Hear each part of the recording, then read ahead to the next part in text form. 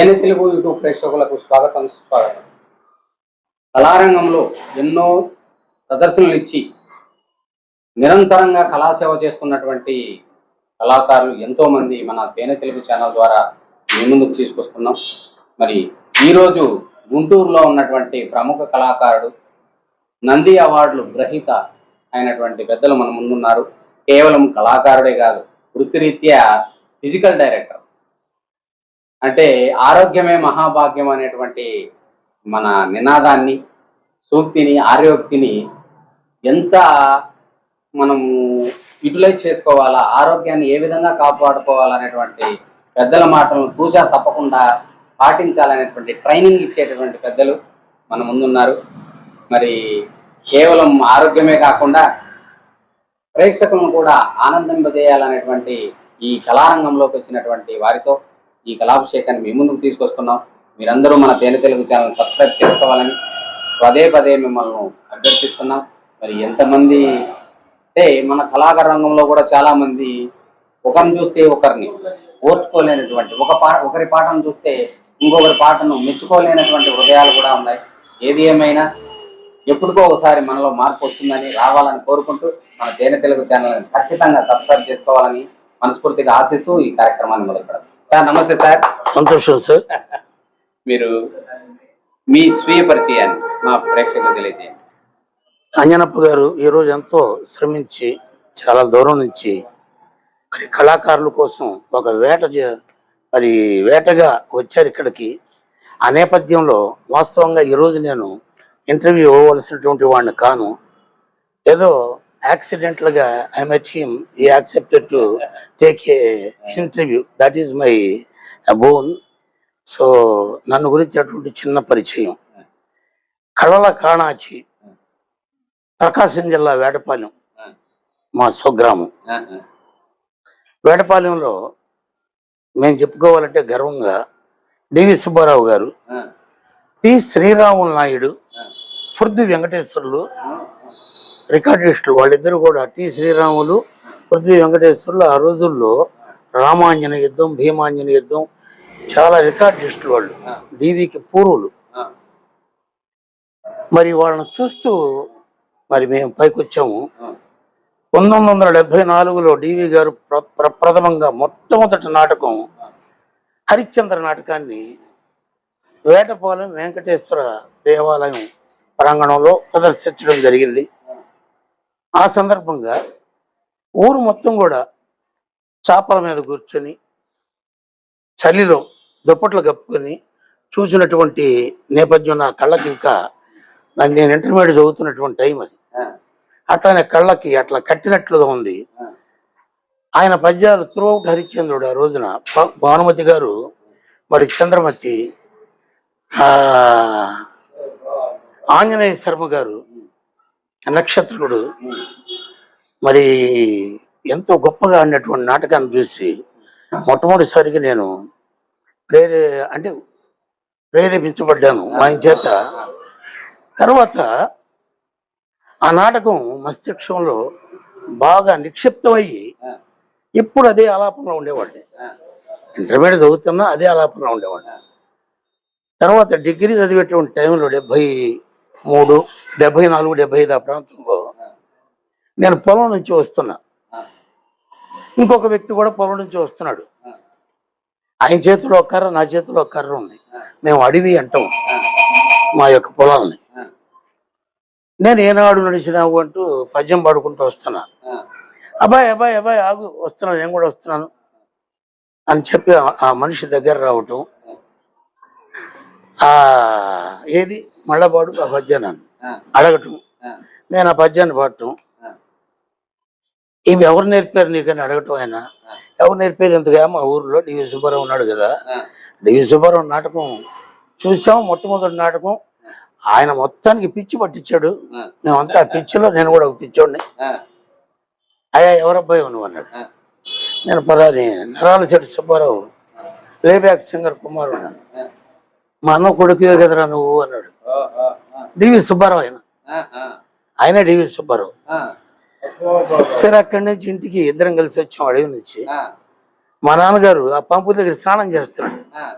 కడ్రాయర్ మీద. ఆ, అరే ఏంద్రా డీవీని తీసుకొచ్చావు, అరే కూర్చోరా కూర్చోడ్రా అన్నాడు. మీ ఇద్దరం కూర్చున్నాం. ఆ, ఆయన స్నానం చేసి వచ్చిన తర్వాత అన్నా మనోడిని కనుక నువ్వు నాకు అప్పచెబితే ఆ, నేను ఫస్ట్ హాఫ్ హరిశ్చంద్రుడిగా తయారు చేసుకుంటాను. ఉమ్, వాడు ఇంతవరకు నా త్రూఅవుట్ ఆడుతున్నాను, నేను ఆ, మొట్టమొదటి ఛాన్స్గా తీసుకెళ్తాను ఆ, అంటే మా నాన్న ఏమన్నాడంటే, అరే మిమ్మల్ని అందరిని చూస్తున్నాను నేను. ఆ, శ్రీశ్రీరాములు ఎప్పుడు మా నాన్నగారి దగ్గర కూర్చొని ఉండేవాడు. మా నాన్న టైలర్, ఆ. వాడిని చూస్తున్నాను, పృథ్వీని చూశాను. మీ నాన్న పేరు కూడా చెప్పండి, అమ్మ నాన్న పేరు. మా నాన్నగారి పేరు నరాలశెట్టి సుబ్బారావు, ఆ, ప్లేబ్యాక్ సింగరు, ఆ. Communist party. ఆ, ఆ, ఆ. అమ్మ పేరు అమ్మ పేరు ధనలక్ష్మి. ధనలక్ష్మి. ఓకే, ఆ, సరే ఆ. మిమ్మల్ని అందరినీ చూస్తున్నాను. అందరం చూస్తున్నాను రా, నాకు వాడు ఇంట్లో పెద్దవాడు. ఆ, మరి వాడు ఈ నాటక రంగంకి వస్తే మిమ్మల్ని చూస్తున్నట్లుగానే మరి వాడు త్రాగుపోతే రేపు తిరిగిపోతాయి, ఆ, నానా రకాలు ఆ, ఆ వ్యసనాలకు తోడైతే కొంచెం నాశనం అయిపోద్ది. ఆ, దయచేసి వాడి సంగతి వదిలేసారు. అది కాదన్నా, ఆ, నువ్వు మరి గాయకుడివే కదా, ఆ, ప్లేబ్యాక్ సింగర్వి, ఆ. నువ్వైనా మరి పిల్లల్ని ఎంకరేజ్ చేయాలి కదా. ఎంకరేజ్ చేస్తే ఇప్పుడు కాదు, వాడు చదువుకోవాలి, ఉద్యోగం చేయాలి, తర్వాత సంగతి అప్పుడు మాట అన్నాడు. సరే అతను వదిలేసాడు. అక్కడి నుంచి నేను మా ఊర్లో లొల్ల రంగారావు గారని చెప్పి హార్మోనిస్ట్. రంగారావు గారి గురించి తెలియజేసే ముందు ఈ కార్యక్రమాన్ని ప్రార్థనతో మొదలు పెట్టేవాళ్ళం. ప్రార్థన. విశ్వరూప విఘ్నేశ్వర వినయమిమ్ము, విశ్వమూర్తి సర్వజ్ఞ వివేకము,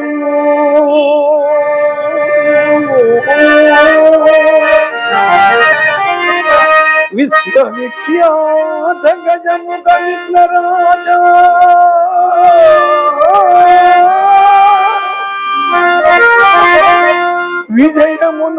విజయమునగూర్చి మమ్ము దీవింపుమయ్యా.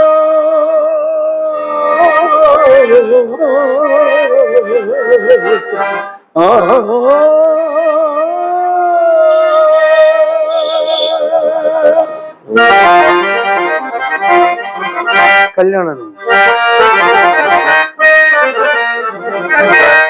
తెలుగు పలుకుల సొమగులు తేజలు,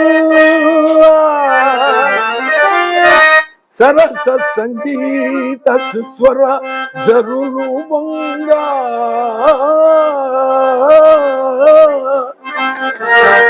అమ్మ మాయమ్మ అమ్మ మాయమ్మ వాణి కళ్యాణి, శరణు సకల విద్యలను సగవే, సకల విద్యలను సగవే సత్యవాణి.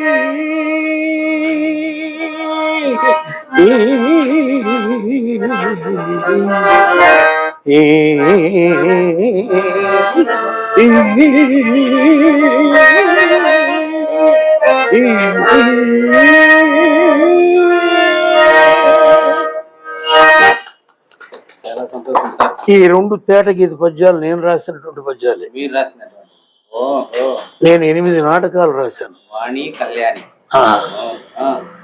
రెండు నాటకాలు ఏవే సార్? ఫిరదౌసి, విశ్వనరుడు జాషువా, రాజా హరిశ్చంద్ర. ఒక పద్యం కూడా హరిశ్చంద్ర పద్యంలో లేని పద్యాలు. రాజా హరిశ్చంద్ర, కృష్ణదేవరాయలు, విజయనగర సామ్రాజ్య సంస్థాపనము, బాపూజీ, విప్లవ వీరులు, ఇంకోటి ఏదన్నా మర్చిపోయామా, ఇట్లా పల్నాటి భారతం నాటకాలు రాశారు. నాటకాలు రాశాను. నేను రాసినటువంటి నాటకాలు నేను ప్రదర్శన చేశాను. మరి పల్నాటి భారతం నాటకాన్ని ప్రదర్శించి 5 నందులను తీసుకున్నాను మేము. దానిలో ఉత్తమ నటుడుగా నేను బ్రహ్మనాయుడుగా ఆ రోజున బిసి కృష్ణ గారు జడ్జిగా వచ్చారు, స్క్రూటినీ జడ్జి. ఆయన నాటకం స్క్రూట్ని అయిపోవటంతో వచ్చి కాళ్ళ దగ్గరకు వచ్చి దండం పెట్టి గురువు గారి వాళ్ళ నుంచి మీకు నేను శిష్యుడిని అయిపోయాను అన్నాడు. అదేందండి జడ్జిగా వచ్చారు మీరంటే ఎవడ ఏమన్నా అనుకొని మీ అటెన్షన్ మీ బ్రహ్మనాయుడు నేను ఇంతవరకు చూడలేదు అని చెప్పి 2005 విషయం ఇది. ఆయన సామాన్యంగా ఎవరిని ఒప్పుకోడు. మీరు ఆయనతో శబాష్ అనిపించుకున్నారంటే సామాన్యులు కాదు. అసలు నేను కనపడితే ఓటేసుకోవటమే అంత గొప్పగా ఉండేది. బ్రహ్మనాయుడు పద్యం అందం. చందవోపురమున శైవుల మెప్పించి పలనాడుగునుటని చలువగాదే శాంతి సంస్థాపన జాడుడన్న యశంబుగాంచినుతుగా నీదు కరుణగాదే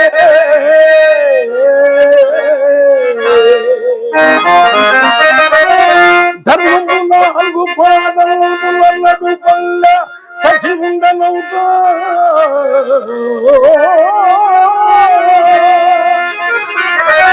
నీ శక్తిగాదే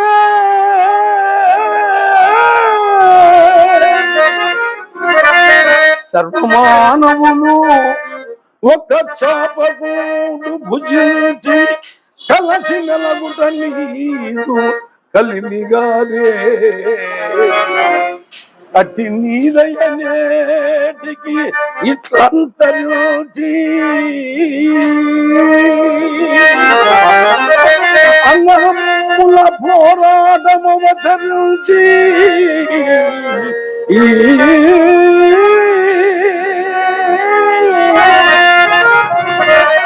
పొల్లనాడి దుర్దశ పాల్గా చూచి మర్చదవేళ ఓ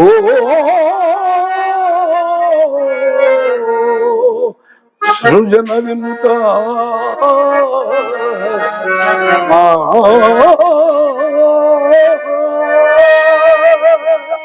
ప్రభు మీ బిడ్డలకు శాంతిని ప్రసాదింపవా తండ్రి. మతములో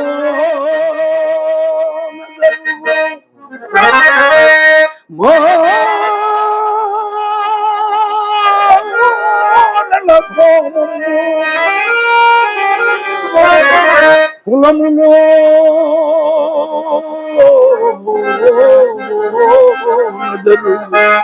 కుమ్మలాట మానికి పలనాట మానవ ధర్మము మానవ ధర్మము వెళ్ళి విరియజేయవే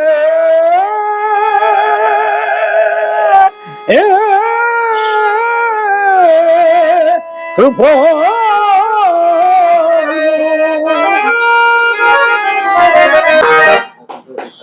కొత్త పద్యాల్ని అమ్మని అర్థాలతో ఆలోచించారు. మరి మీరు ఇంతకు ముందు ఒక గురువు గారి గురించి చెప్పబోయి పద్యాల్లోకి వచ్చారు. వాట్సాప్ పంపించినప్పుడు ఏం చేశారంటే అది వెంకటేశ్వర దేవాలయం దగ్గర ఎక్కడో మీరు పాడుతున్నారు, కార్చిన పాడుతున్నారు. అబ్బో ఎంత డెవలప్ అయ్యాడు రవి గారికి, ఎంతో భలే సంతోషించాను ప్రమాణపూర్తిగా. నా శిష్యుడు నా దగ్గర నేర్చుకున్నా ఎంత 4.5, 5 పైకి ఎక్కడ పడిచిపోతుంది. సేమ్ బండారు సాగులో చేస్తున్నారు, అన్ని అయిపోయినాయి. ఈ అచ్చి జ్ఞాపకం వచ్చాడు. అచ్చి ఎట్ట జ్ఞాపకం వచ్చాడంటే చెప్పులు నువ్వు ఒక సీన్ లో ఆ చెప్పు తీసి పక్కన పెట్టేసి యాక్ట్ చేస్తా ఉండవు. ఆ చెప్పులు మాత్రం కరెక్ట్ కనపడుతున్నాయి. అతను చేసి చెప్పులు తిరిగి అచ్చి కూడా కనపడుతున్నాడే నా శిష్యుడు. రవి గారు సామాన్యుడు కదా, అమ్మో ఎంతో కష్టపడి నేర్చుకున్నాడు. అని నేర్చుకుని భలే సంతోషించాను. రవి గారు మీరేముందనుకోండి. మాయామేయ జగము, అవును ఈ జగమే అవును అమేయము, అబ్బా ఇది నిత్యమని సంభావించి అవును మోహంబునం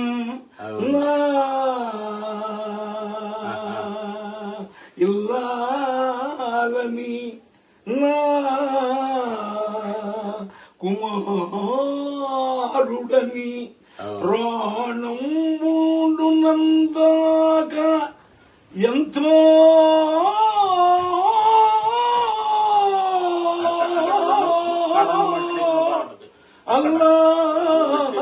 అల్లాడిన అదే ఈ శరీరము ఇప్పుడిందు కట్టెలను కాలుతో ఆ ఇల్లాలును రాదు పుత్రుడా తోడై రాడు ఈ అవస్థన్ తప్పింపగను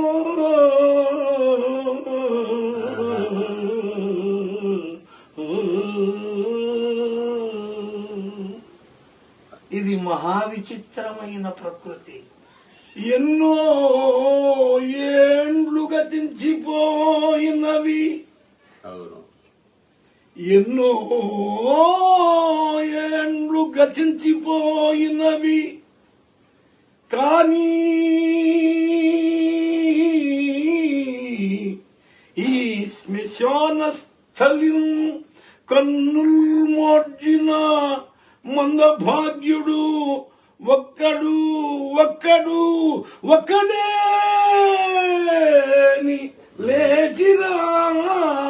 లేచిరాడు. అయ్యో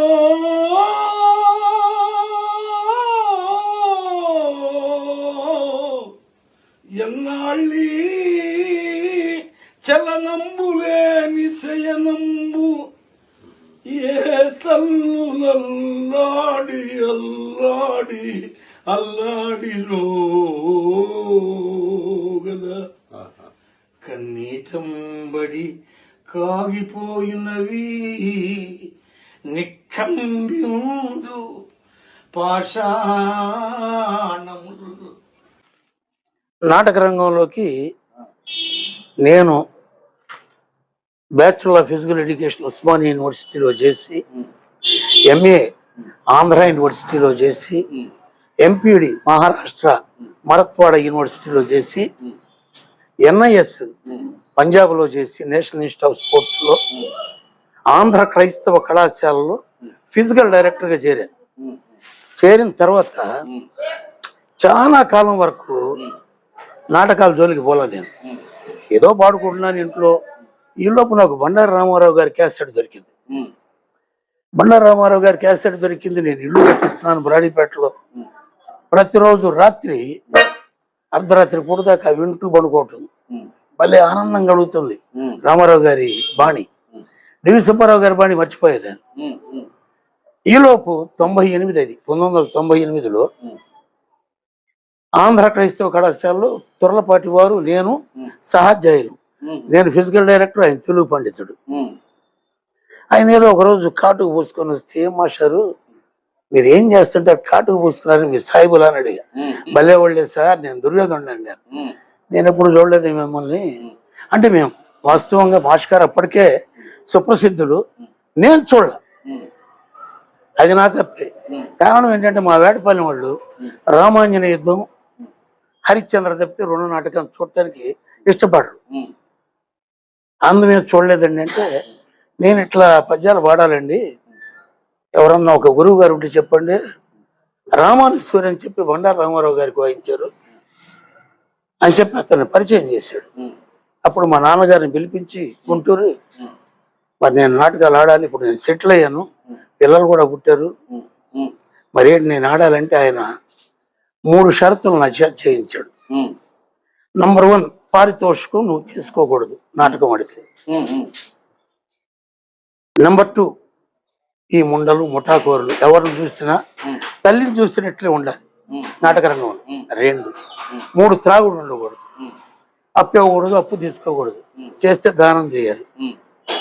ఆ షరతులు నీకు ఇష్టమైతే నాటక రంగంలో చెయ్యి అనేటువంటిది ఆయన కాళ్ళకి దండం పెట్టి 98లో నా అదృష్టవశాత్తు టైలర్, అమర్ టైలర్ అని చెప్పి సుబ్బారావు గారి దగ్గర నేను, త్వరలపాటి గారు కూర్చున్న సమయంలో మరి బాపట్ల విజయరాజు స్కూటర్ మీద వచ్చాడు. అరే విజయరాజు కదా ఇతనంటే, అవును విజయరాజు అని పరిచయం.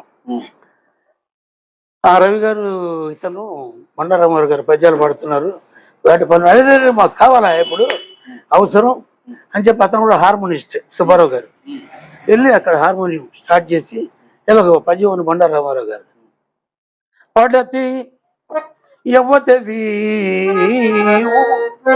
రాళ్ళు గరుగను వాపోగుచున్నావు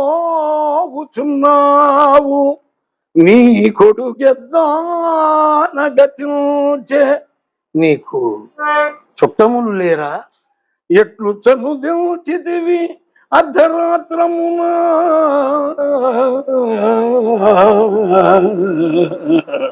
శ్మశాన క్షోణికి చిత్రమయ్యడు నీ రీతి వచింపు ఏటి ఫలమేమి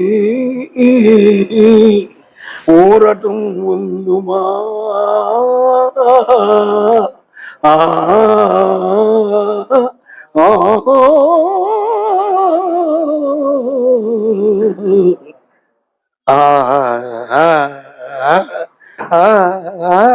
ఈ పద్యం వాడే నేను. ఆడేసరికి రవి గారు మీరు తప్పనిసరిగా నేను నాటకాలు ఆడిస్తాను మిమ్మల్ని అని చెప్పి 98 ఫిబ్రవరి 10వ తారీఖున విజయరాజు గారి తండ్రి 10వ వర్ధంతికి ఆయనే నాకు మేకప్ చేసి బొట్టు పెట్టి కాట్ సీన్ ఆడించాడు నా చేత. 98లోనే 174 మంది హరిశ్చంద్రులు పోటీకి వచ్చినటువంటి దానిలో ఏకపాత్రల పోటీల్లో నేను తెనాలిలో మద్దూరి కృష్ణమూర్తి నాటక కళా పరిషత్ వాళ్ళు భారీగా జరిపినటువంటి దిలీప్ రాజా గారు జరిపినటువంటి ఆ నాటకాల్లో నేను స్టేట్ ఫస్ట్ హరిశ్చంద్రుడుగా పీసపాటి ద్వారా ప్రైజ్ తీసుకున్నాను. పీసపాటి వారు, మరి నేతి పరమేశ్వర శాస్త్రి, తుర్లపాటి రాధాకృష్ణమూర్తి గారు, ఏవి సుబ్బారావు గారు వాళ్ళు జడ్జెస్గా ఉన్నారు. ఆ రోజున నా హావభావాలు, నా భావ ప్రకటనలు అన్నీ చూసి చక్కగా స్టేట్ ఫస్ట్ హరిశ్చంద్రుడు 98లో ఇచ్చారు నాకు. అది ఇచ్చిన లగాయత్తు విజయరాజు 2వ నాటకానికి నన్ను త్యాగరాయ గాని సభలో వారణాసి కాడిసీను రెండు సీన్లు ఆడించాడు. 2వ నాటకమే అది. మొదలు మరి మా గూడూరు సావిత్రి గారు, మరి గుమ్మడి విమల కుమారి గారు, బండారు పద్మ గారు, జయనిర్మల గారు, మరి రాయలు చెముడ రాయలు గారు, నేను ఆడినటువంటి చంద్రమతి లేరు, ఆమె రికార్డిస్టు హేమలత గారు, వీళ్ళందరితో నేను నాటకాలు ఆడాను. ఎక్కువ కాడిసీన్ ఆడాను నేను. తర్వాత ఇప్పుడు ఈ మధ్యలో చెప్పక తప్పదు, డివి సుబ్బారావు గారు చనిపోయిన తర్వాత నాటకానికి ఒక భ్రష్టు పట్టింది. నాటకం మెల్లగా క్షీణదశకు వచ్చేసింది. తర్వాత సోదరుడు చెంకుర్తి నాగేశ్వరరావు, నేను అతను కూడా కలిసి 6-7 నాటకాలు ఆడాను. ఆయన వారణాసి, నేను కాటిసీను. ఒక సన్నివేశం చెప్తాను నేను. అది బాపట్ల కంకటపాలెం ఒక ఆర్టిస్ట్ చనిపోతే ఆయన దీనికి నాటకం ఆడటానికి ఆయన నేను వెళ్ళాం. అతను మాట్లాడుతూ, ఎవరు మన చెంకుర్తి నాగేశ్వరరావు, ఎవరో నాయుళ్ళు కుర్రోడంట, ఆయన కాటి సీన్ ఆడతాడంట, నేను మాత్రం వారణాసి ఆడుతున్నా నీ పూట అన్నాడు. అతను ఏమై నీ సంగతి నువ్వు మాట్లాడు, మా సంగతి. నేను రామానుజ సూరి, తుర్లపాటి రాధాకృష్ణమూర్తి గారు, మరి సిద్ధయ్య గారు, వీళ్ళంతా ఉన్నాం ఆ సభలో. అతను వారణాసి దిగిపోయాడు. సిద్ధయ్య గారు, రామానుజేశ్వరి ఇద్దరు ఉంటే, సిద్ధయ్య గారు మీరు ఆగండి, రామానుజేశ్వరి గారు మీరు ఎక్కండి హార్మోనియం మీద. బండారు రామారావు గారు పాడారు. నేను ఆ రోజున ఫస్ట్ పద్యం పాడటం వెనకొచ్చి పిలిచి నన్ను కాళ్ళకి దండం పెట్టాడు. చేమకుర్తి నాగేశ్వరరావు. తప్పు చేశానయ్యా, ఏమనుకోవద్దు. కారణం ఏంటంటే బండారు రామారావు గారు బాణి అంతవరకు ఎవరు పాడలే. బండారు రవికుమార్ కూడా నా చేత పాడించుకునేవాడు. బండారు సుశీలమ్మ, ఆవిడ యొక్క ఆశీర్వాదం, మా ఇంటి బిడ్డవయ్యా నువ్వు, మా ఆయన తర్వాత నువ్వే ఆ బాణి పడేది అని చెప్పి నన్ను చాలా సార్లు ఆవిడ చనిపోయిన దాకా నేను ఆవిడకి ప్రతి నెల 3,000 4,000 ఎంతో పంపించాను. అలా ఆవిడకి గుమ్మడి గోపాలకృష్ణ గారికి చెప్పి 50,000 అవార్డు కూడా ఇప్పించాను నేను. ఆయన కూడా గుర్తించాడు. పోతుకంఠం సుశీల మంచి పేరు అని, అర్జునుడు మంచి పేరు అని. మరి అలా సాగింది. తర్వాత కూడా మీరు వినిపించరా? తప్పనిసరిగా బాణి.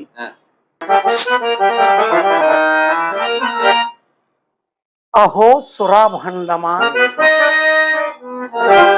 నీవు పూజ్యురాలవు కావునని విశ్వామిత్రుని సహాయ సంపత్తి చే విశ్వంభరాదేవికి ఆస్థానం బలు మదీయ భుజపీఠిపై ఇట్లా అధిష్ఠించి ఉన్నాడు. ఇంకా త్వరపడి శ్మశానములకే పోవలేదు. అంధకారమప్పుడే బ్రహ్మాండమంతయు ఆవరించి కన్నులున్న వారి సైతము దేవాండం చేయుచున్నది. కలవారిలోపలి విధానములెత్తనరుగు దుంగలకు ఇది సిద్ధాంజనం.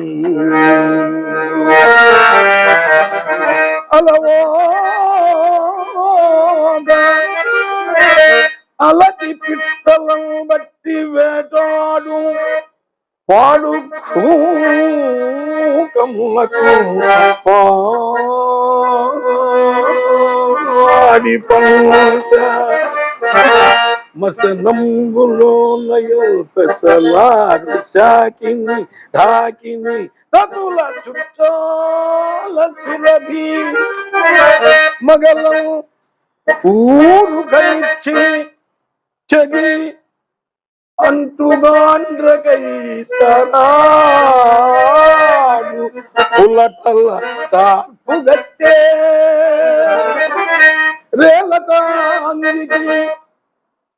రేలతాంగికి నల్లని మేలుసుకు కమల జాండంబునకు నెల్ల కన్ను సత్య విద్రోహి దుర్య సత్యవికి తోడు కటికి చీకటి ఎలమే దిక్తటంలందు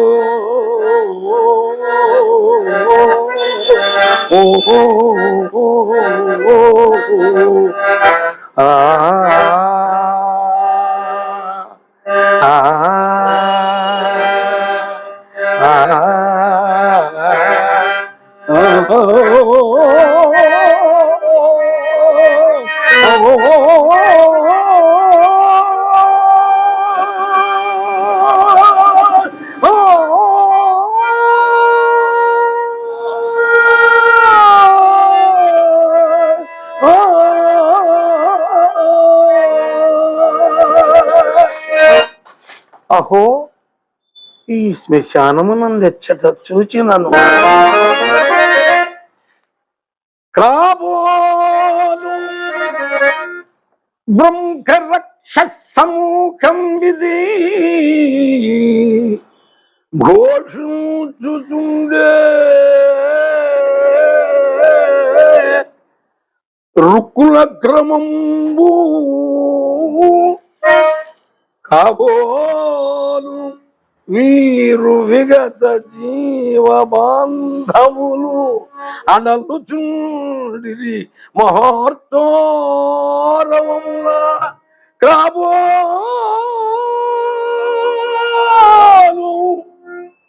వారు టక్కరి భూత మాంత్రికులు నెమకుచుండిరి కపాలముల కొరకు కాబోలు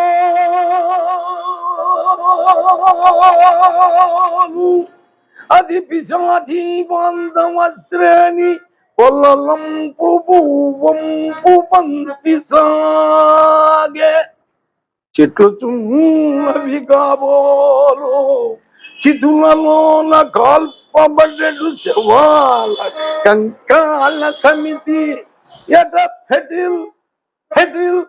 ఫెటిలను రవములే ఎసగుచుండే దిక్కులంట మార్మ్రోద పిక్కటిల్లా ఆ ఆ ఆ ఆ ఆ ఆ ఓహో ఓహో ఎవరు వారు? Okay, thank you. చాలా సంతోషం సార్. అది బండారు బాణి. చాలా చక్కగా పాడినారు. మేమైతే బండారు రామారావు గారిని చూడలేదు, కానీ వారి బాణిని మీ గాత్రం ద్వారా వినేటటువంటి అదృష్టం మాకు కలిగింది. నా అదృష్టం కూడా ఆయన్ని 2 సార్లు చూశాను నేను. ఆ సన్నివేశం మీకు చెప్పాలి, ఆంధ్ర రాష్ట్ర ప్రజలకు కూడా చెప్పాలి. పందిళ్లపల్లిలో 1977 ప్రకాశం జిల్లా పందిళ్లపల్లిలో బండారు రామారావు గారి గౌరవార్థం సహాయార్థం ఒక పెద్ద నాటకాన్ని, మహానాటకాన్ని ఆ ఊరు నాయుళ్ళు మరి ఏర్పాటు చేశారు.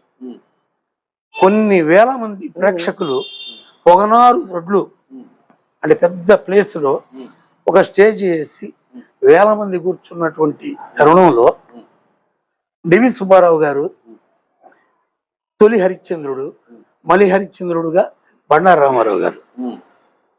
బండారు రామారావు గారికి అప్పటికే కాలు కాస్త దెబ్బతిని కుంటుతూ ఉన్నటువంటి పరిస్థితుల్లో జనాలు పైకి ఎత్తుకొని తీసుకొచ్చి నిలబెట్టారు. కర్ర అట్లా పట్టుకొని. బండారు రామారావు గారిలో గొప్పతనం ఏమిటంటే ఇంత గుడ్లతో అందమైనటువంటి ముఖంతో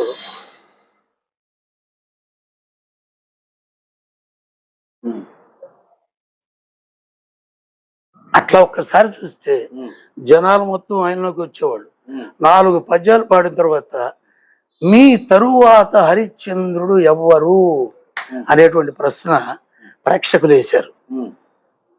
బండారు రామారావు గారు నా తరువాత హరిశ్చంద్రుడా, ఇంకా ఎవరు?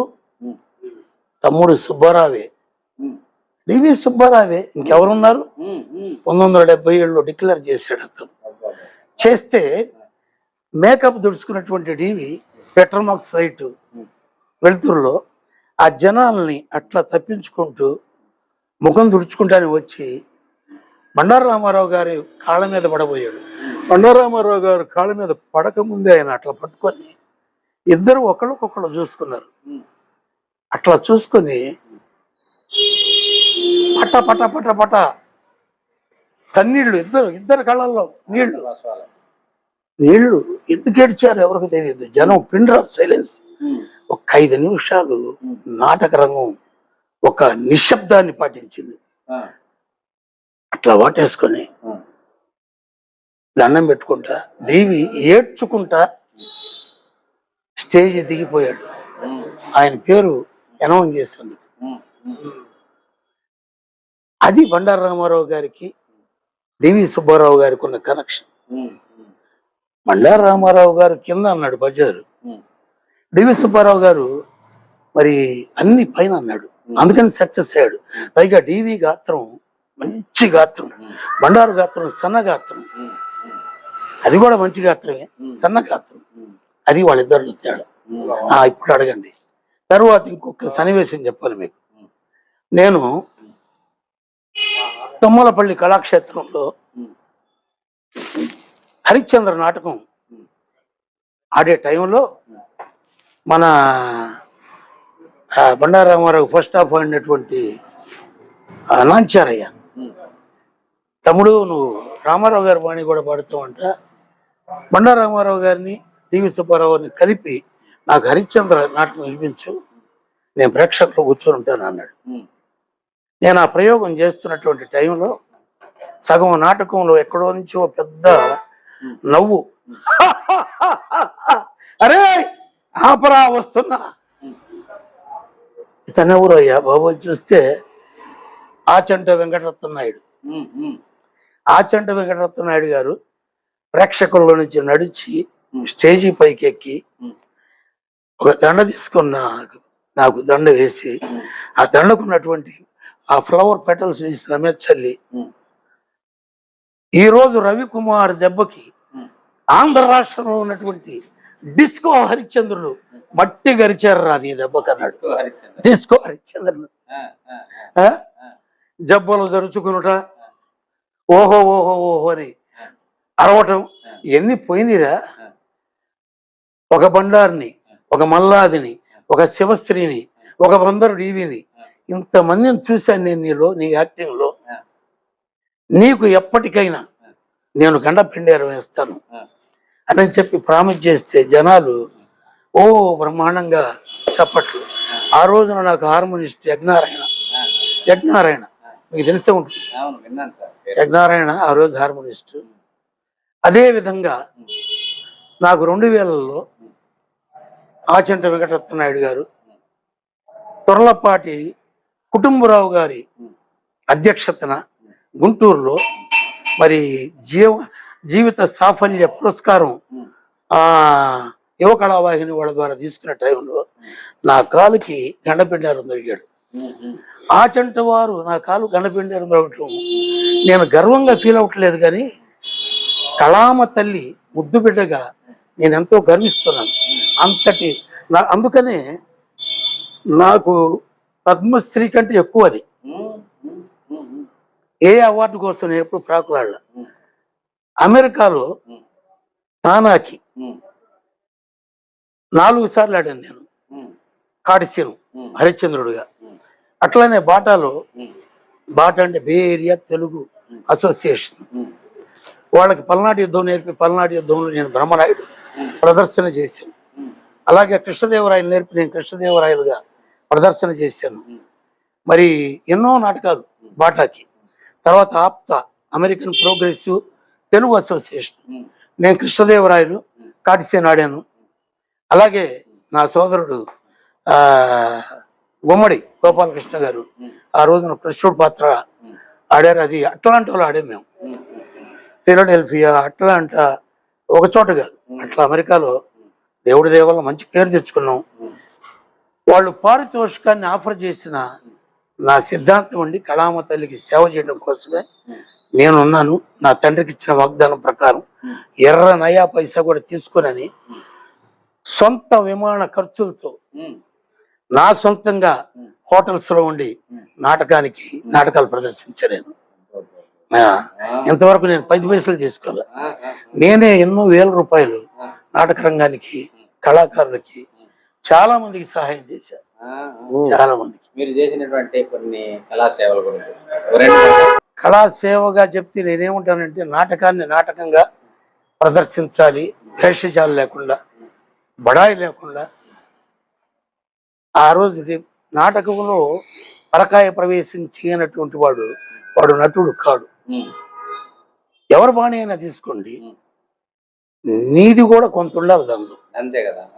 ఏమి లేకుండా వాడది యాజ్ ఇట్ ఈస్ గా పాడితే డివిలాగా పాడాడు అంటారు,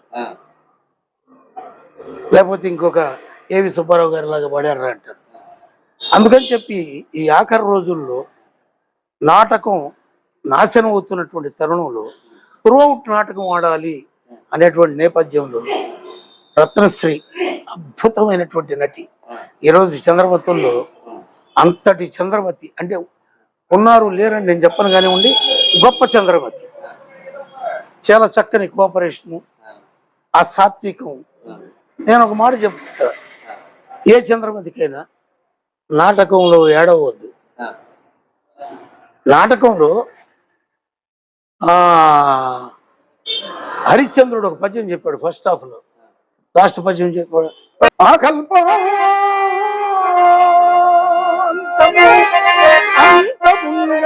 సత్య స్థైర్యపు కీర్తియే నాకు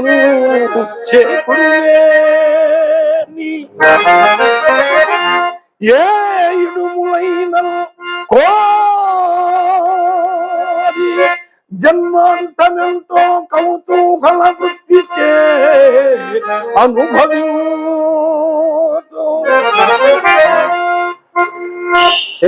చంచల శ్రీ సుఖ ప్రాకట్యంబదియేలా